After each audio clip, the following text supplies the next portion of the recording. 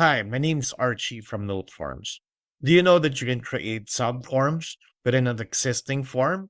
Let me show you how. So here we have a sample form. It's a customer support form. So let's just say put in my name, a message, need help with shipping, a test email, and then here you have your customer concerns. You can either select an existing one. It's a relation field, by the way, and edit its content, and it will show a help form. Or another option, let's just say it's not about billing, it's not about general inquiry or technical, and I want to say it's about shipping.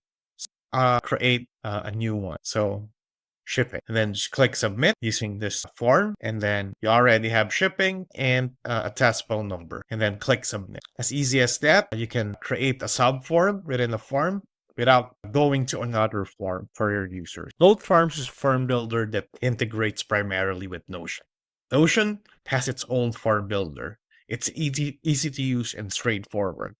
However, it doesn't have advanced features such as creating subforms within your existing forms. This is where NoteForms really stands out. This is very helpful, especially in cases where allow your users to edit your relation fields or database views.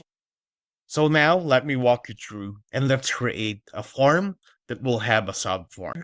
Let's go to our forms and let's go and create a new form. And let's select one of the existing database that we've created, customer feedback. Let's create the form.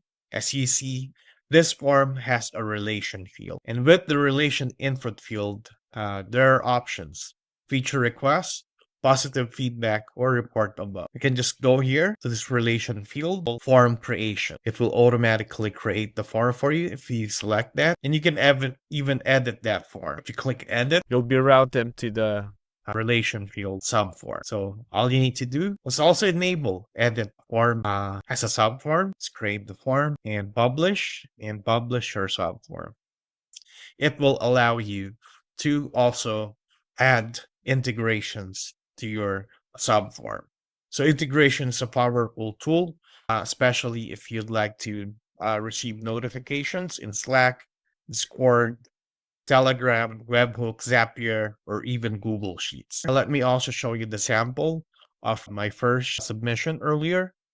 It was the customer support form. So as you can see, there's the submission. I need help with shipping, and I created a new option on the relation input field. Hopefully this video helps, but if you still have any questions or concerns, feel free to reach out to us via our live chat support, and we will be happy to answer your questions.